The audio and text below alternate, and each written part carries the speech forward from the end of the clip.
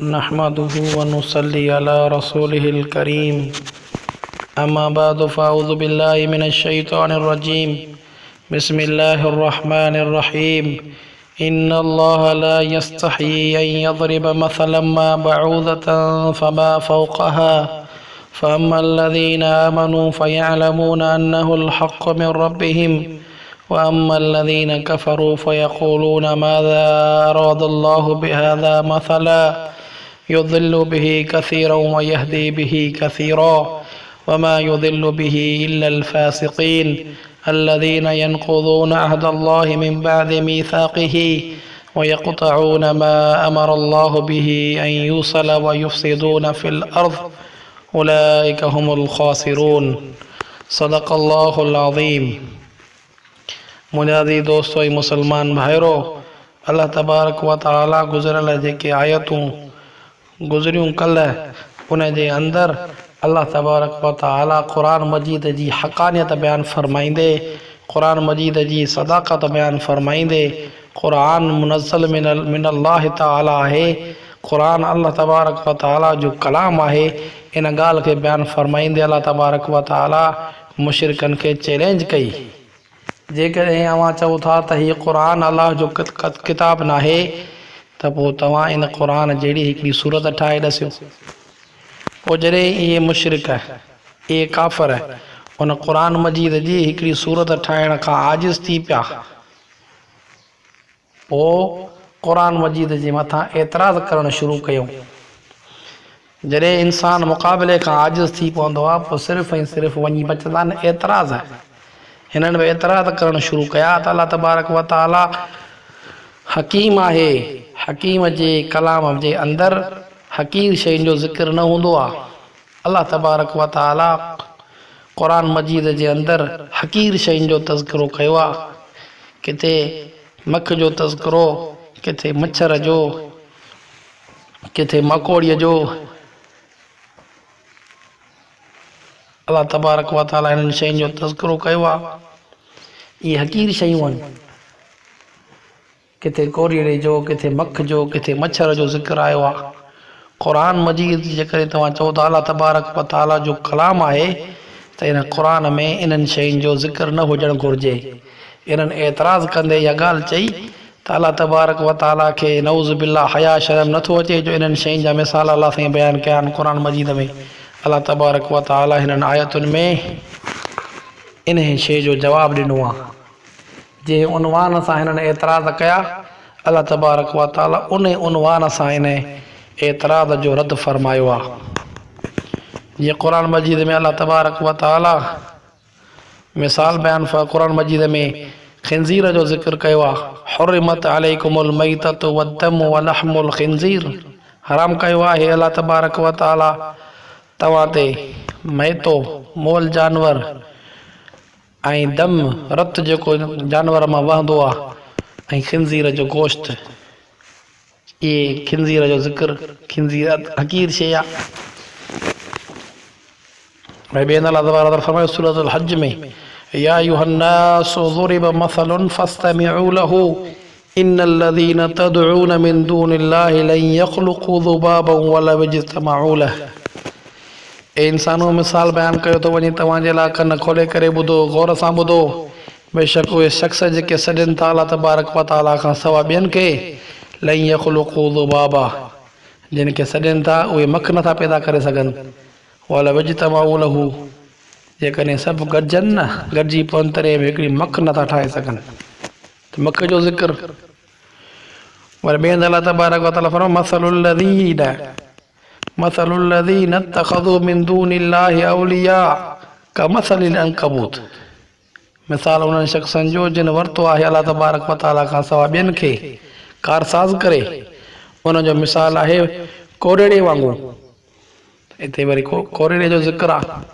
त हिननि एतिराज़ कयो त अल्लाह तबारक व तआला क़ुरान मजीद में किथे मख जो ज़िक्र, किथे खिंज़ीर जो ज़िक्र, किथे कुते जो ज़िक्र, किथे कोरड़ी जो ज़िक्र कयो आहे। इहो अल्लाह तबारक व तआला जे कलाम जे शायान शान न आहे। इन जे करे हिननि मुख़्तलिफ़ क़िस्मनि जा इहे एतिराज़ करणु शुरू कया। पोइ अल्लाह तबारक व तआला हिननि जे एतिराज़ खे उन्हनि जी उनवान सां जवाबु ॾिनो रद्द कयो इन अल्लाह ला यस्तही अन यज़रिब मसलन मा बऊदतन फमा फौक़हा बेशक अल्लाह तबारक व तआला नथो हया करे ईअं त बयान करे मिसाल मच्छर जो फमा फौक़हा या उन खां वधीक हक़ारत में का शइ हुजे मच्छर हुजे या मच्छर खां वधीक का शइ वॾी हुजे जेका अञा बि हक़ीर हुजे इन्हनि शयुनि जी मिसाल बयान करण खां अल्लाह तबारक व तआला नथो शर्माए छो त मिसाल जेको हूंदो आहे मिसाल बयान करण मां मक़सद ऐं मतिलबु हूंदो आहे अॻिले खे ॻाल्हि सम्झाइण जंहिंसां माण्हू मुखातब आहे उनखे उहा ॻाल्हि चिटी ऐं वाज़िह करणु उनखे उहा ॻाल्हि जेका जंहिं ॻाल्हि जे अंदरि मूंझ आहे उन ॻाल्हि खे सुठे नमूने सां वाज़िह ऐं रोशन करणु मिसाल मां मक़सदु हूंदो आहे वधि में वधि मिसाल जे लाइ एतिरो ज़रूरी आहे त जंहिंजे लाइ मिसाल बयानु कयो थो वञे उहो मिसाल उन जे लाइ मुनासिब ऐं मुआफ़िक़ हुजे अल्लाह तबारक व तआला जेके मिसाल क़ुर में बयानु कया आहिनि जंहिंजे लाइ बयानु कया आहिनि उहे उन्हनि जे मुनासिब आहिनि ऐं उन्हनि मिसालनि में सबक़ बि आहे ऐं उहे मिसाल वज़ाहत रखनि था उन मिसालनि सां ॻाल्हि वाज़िह ऐं रोशन ऐं चिटी थी थिए मिसाल जो मक़सदु बि हूंदो आहे इन जे करे अल्लाह तबारक व तआला फरमाए थो इन अल्लाह ला यस्तही बेशक अल्लाह तबारक व तआला नथो हया करे हिन ॻाल्हि खां बयानु करे मिसाल को मिसाल बऊदतन फमा फौक़हा मच्छर जो या उन खां वॾो अञा का वॾी शइ अहिड़ी हुजे जेका मच्छर खां वधीक हक़ीर हुजे इन्हनि शयुनि जे मिसाल खां अल्लाह तबारक व तआला नथो शर्माए फअम्मा लज़ीना आमनू मिसाल बयान त अल्लाह थो करे पर हिकिड़ा मोमिन आहिनि ॿिया काफ़िर आहिनि फअम्मा लज़ीना आमनू बाक़ी जिन शख़्सनि ईमान आंदो आहे उन्हनि जो हाल कहिड़ो आहे फयअलमून पोइ उहे ॼाणनि था अन्नहुल हक़्क़ु मिन रब्बिहिम बेशक इहो मिसाल हक़ आहे उन्हनि जे रब जे तरफ़ खां उहे जेके आहिनि मिसाल जे अंदरि मक़सद खे तलब था कनि मिसाल मां सबक़ कहिड़ो आहे उन में गौर ऐं फ़िक्र था कनि अमल कनि था हक़ सम्झनि था वअम्मा लज़ीन कफ़रू बाक़ी शख़्स जेके काफ़िर आहिनि जिन कुफ़ुर कयो आहे फयक़ूलून माज़ा अरादल्लाहु बिहाज़ा मसला उहे चवनि था त कहिड़ो इरादो कयो अल्लाह तबारक व तआला हिन मिसाल मां किथे कोरड़े जो ज़िक्र किथे मख जो ज़िक्र किथे मच्छर जो ज़िक्र इन्हनि जे दिमाग़ में टेड़ ई जॾहिं इहे एतिराज़ पिया कनि अहिड़े क़िस्म जा मोमिन त मञनि पिया त असांजे रब जे तरफ़ खां इहो मिसाल हक़ आहे सचा उन मिसाल में सबक़ आहे उन मिसाल में वज़ाहत आहे उन मिसाल जे अंदरि चिटाई ऐं रोशनाई आहे ॻाल्हि सम्झ में अची थी वञे फमाज़ा अरादल्लाहु बिहाज़ा मसला इहे वरी काफ़िर जेके एतिराज़ पिया कनि अल्लाह साईं हिन मिसाल मां कहिड़ो इरादो कयो आहे अल्लाह तबारक व तआला फरमाए युज़िल्लु बिही कसीरा ये मिसाल बयान कया अल्लाह तबारक व तआला इन्हनि मिसालनि जे ज़रिए सां केतिरा ई माण्हू गुमराह थी विया वयहदी बिही कसीरा ऐं केतिरा ई माण्हू जे हिदायत ते अची विया हिदायत ते आया मोमिन क़ुर मजीद जूं आयतूं नाज़िल थींदी वयूं मिसाल बयान थींदा विया मोमिननि ईमान आंदो ईमान आणींदे अमल कयूं उन मां जेको सबक़ हासिल थियो उन जे मथां अमल कयूं त अल्लाह तबारक व तआला उन्हनि खे हिदायत ॾेई छॾी उन्हनि जे ईमान में ज़्यादती थी पई युज़िल्लु बिही कसीरा इहा काफ़िर मुनाफ़िक़ यहूदी नसारा उन मिसालनि में एतिराज़ पिया कनि नुक़्ते चीनी पिया कनि बजाए ईमान आणण जे बजाए अमल करण जे उन ते एतिराज़ उन में नुक़्ता चीनी पोइ नुक़्ता चीनी जी सज़ा हिननि खे इहा मिली युज़िल्लु बिही कसीरा केतिरा ई माण्हू हिन सां गुमराह थी विया वमा युज़िल्लु बिही इल्लल फासिक़ीन रब त फरमाए नथा गुमराह थियनि इन मिसालनि जे ज़रिए सां मगर फासिक नाफ़रमान जेके हक़ खे नथा मञनि फासिक ऐं फाजिर आहिनि उन खां पोइ अल्लाह तबारक व तआला अॻिते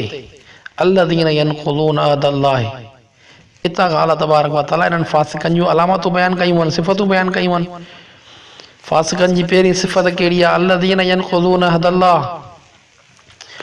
फासिक उहे शख़्स आहिनि जेके टोड़नि था अल्लाह जे वादे खे मिन बअदि मीसाक़िही उन वादे जे मज़बूत थियण खां पोइ उन अहद करण खां पोइ वरी उन अहद जी ख़िलाफ़ वर्ज़ी था कनि वो अहद कहिड़ो हो उन जे बारे में मुफ़स्सिरनि चंद मुख़्तलिफ़ क़ौल कया आहिनि।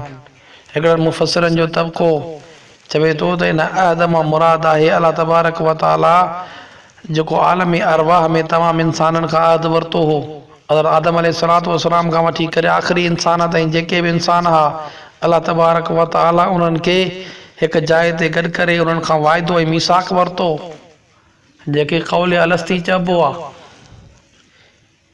मीसाक अलस्ती रब ज़ुल जलाल उन्हनि खे चयो अलस्तु बि रब्बिकुम, छा मां तव्हांजो रब न आहियां? अलाह साईं वाइदो वरितो आलम अरवाह जे अंदरि, त उन्हनि समूरनि चयो क़ालू भला, हा उहो छो न, तव्हां ई असांजा रब आहियो। रब ज़ुल जलाल खे फरमायो क़ालू भला, हा तूं ई असांजो रब आहीं। त अल्लाह तबारक व तआला हिते फरमाए थो त फासिक शख़्स उहे आहिनि जेके अल्लाह तबारक व तआला सां कयल वाइदे जी ख़िलाफ़ वर्ज़ी था कनि, टोड़नि था। दुनिया में अचण खां पोइ रब खे रब नथा मञनि, रब जे तौहीद जा इनकारी, रब जे कलाम जा क़ुरान जा इनकारी थिया। अल्लज़ीन यनक़ुज़ून अहदल्लाहि मिन बअदि मीसाक़िही, फासिकनि जी जेका पहिरीं सिफ़त इहा आहे त इहे अल्लाह तबारक व तआला सां कयल वाइदे खे टोड़नि था। बस मुफ़स्सिरनि जो ख़्यालु आहे त इन मां मुराद आहे कलमो तय्यब ला इलाहा इल्लल्लाह मुहम्मदुर रसूलुल्लाह। इन में बि हिकिड़ो अहद ऐं वाइदो आहे, असां अल्लाह तबारक व तआला जे हुकुमनि खे मञींदासीं ऐं मुहम्मद मुस्तफ़ा सल्लल्लाहु अलैहि वसल्लम जे नक्शे क़दम ते ज़िंदगी गुज़ारींदासीं। अॼु इन अहद ते केरु क़ाइमु आहे? तौहीद वई, रिसालत वई, मुहम्मद मुस्तफ़ा जो तरीक़ो वियो। रब त फरमाए फासिकनि जी ॿी निशानी इहा आहे त इहे फासिक, पहिरीं निशानी, पहिरीं अलामत इहा आहे त इहे फासिक जेके आहिनि इहे अल्लाह तबारक व तआला सां कयल अहद ऐं वाइदे जी ख़िलाफ़ वर्ज़ी था कनि, टोड़नि था। वयक़तऊन मा अमर अल्लाहु बिही अन यूसल, ऐं फासिकनि जी ॿी सिफ़त इहा आहे जिन शयुनि जो अल्लाह तबारक व तआला जोड़ण जो हुकुम कयो आहे त हिननि सां तव्हां जोड़ियो, ही उन्हनि सां टोड़नि था। वयक़तऊन मा अमर अल्लाहु बिही अन यूसल, ऐं टोड़नि था उन शइ खे जंहिंजो हुकुम कयो आहे अल्लाह तबारक व तआला त हिनखे जोड़ियो। जिन शयुनि खे अल्लाह तबारक व तआला जोड़ण जो हुकुम कयो आहे, ही उन्हनि सां टोड़नि था। अल्लाह साईं हुकुम कयो त तव्हां मूं रब ज़ुल जलाल सां पंहिंजे तालुक़ खे जोड़ियो, मुंहिंजे पैगम्बरनि सां तालुक़ खे जोड़ियो, मुंहिंजी आसमानी किताबनि सां तालुक़ खे जोड़ियो, पंहिंजे रिश्तेदारनि सां तालुक़ खे जोड़ियो, उन्हनि सां सिले रहमी कयो। पर ही न अलाह सां तालुक़ था जोड़नि, न पैगम्बरनि सां तालुक़ था जोड़नि, न किताबनि सां तालुक़ था रखनि, रिश्तेदारनि खां ही सिले रहमी नथा कनि, बजाए सिले रहमीअ जे बजाए क़तअ रहमी था कनि। अल्लाह तबारक व तआला फरमाए थो वयक़तऊन मा अमर अल्लाहु बिही अन यूसल, फासिकनि जी ॿी सिफ़त इहा आहे त अल्लाह तबारक व तआला जिन शयुनि जे ॻंढण जो हिननि खे हुकुम कयो आहे हिनखे टोड़नि था। फासिकनि जी टीं सिफ़त अल्लाह तआला फरमाए थो वयुफ़्सिदून फ़िल अर्ज़, ये ज़मीन में फ़साद था मचाइनि। ज़मीन में फ़साद कीअं था मचाइनि? अल्लाह तबारक व तआला जे हुकुम जे ख़िलाफ़ वर्ज़ी करणु, शरीयत जे ख़िलाफ़ कमु करणु, इहो फ़साद फ़िल अर्ज़ आहे। शरीयत जे ख़िलाफ़ जेको कमु ज़मीन ते थिए थो, दुनिया में थिए थो, शरीयत जे ख़िलाफ़ ई फ़साद फ़िल अर्ज़ आहे। फासिकनि जी टी निशानी इहा आहे त ज़मीन में फ़साद था मचाइनि, माना शरीयत जे ख़िलाफ़ कमु था कनि, कूड़ था हणनि, चोरियूं था कनि, क़त्ल था कनि, ज़िना था कनि, जुआ था खेॾनि, शराब था पीअनि, मापाई तौर में कमी था कनि, मिलावट था कनि, सभु जो सभु फ़साद फ़िल अर्ज़ आहे। फ़साद फ़िल अर्ज़ जो नतीजो छा आहे? अल्लाह तबारक व तआला जोड़ण जो जिन सां जोड़ण जो हुकुम कयो उन्हनि खे टोड़ण जो नतीजो छा आहे? फ़साद मचाइण जो नतीजो, जिन शयुनि सां अल्लाह साईं जोड़ण जो हुकुम कयो उन्हनि जे टोड़ण जो नतीजो, ऐं अल्लाह तबारक व तआला सां कयल वाइदे खे न निभाइण, वाइदे ख़िलाफ़ी करण जो नतीजो छा आहे?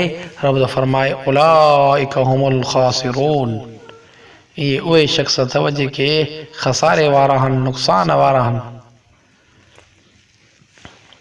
ये सूरतुल असर में अल्लाह वल असर इन्नल इंसान लफ़ी ख़ुसर, अल्लाह तबारक व तआला सूरत असर में फरमायो त बेशक सभु जो सभु इंसान खसारे में आहिनि, नुक़सान में आहिनि, इल्लल्लज़ीना आमनू व अमिलुस सालिहात। फासिकनि अल्लाह तबारक व तआला जी आयतुनि ते ईमान बि कोन आंदो, इल्लल्लज़ीना आमनू, खसारे खां बचंदा उहे शख़्स जिन ईमान आंदो अमल साले कयूं। वतवासौ बिल हक़, हक़ जी तलक़ीन कयूं, सब्र कयूं। त हाणे उन जे मुक़ाबले में ही फासिक खसारे में आहिनि। छो त फासिक अल्लाह तबारक व तआला सां कयल वाइदे खे बि टोड़नि था। फासिक जेके आहिनि अल्लाह तबारक व तआला जिन सां जोड़ण जो हुकुम कयो उनखे बि टोड़नि था, ज़मीन में फ़साद था मचाइनि। रब त फरमाए उलाइका हुमुल ख़ासिरून, इहे ई खसारे वारा शख़्स आहिनि। अल्लाह तबारक व तआला खां दुआ आहे अल्लाह तबारक व तआला असांखे अमल जी तौफ़ीक़ अता फ़रमाए। अल्लाह तबारक व तआला असांखे इन खसारे वारनि इंसाननि खां बचाए, असांजो शुमार मोमिनीन में फ़रमाए, अल्लाह तबारक व तआला असांखे क़ुरान मजीद मां सबक़ हासिल करण जी तौफ़ीक़ अता फ़रमाए। क़ुरान मजीद जे मथां पूरो यकीन, क़ुरान मजीद अल्लाह तबारक व तआला जे तरफ़ां नाज़िल थियो आहे, इन ॻाल्हि जो यकीन असांजे दिलनि में आणे। व आख़िर दावाना अनिल हम्दुलिल्लाहि रब्बिल आलमीन।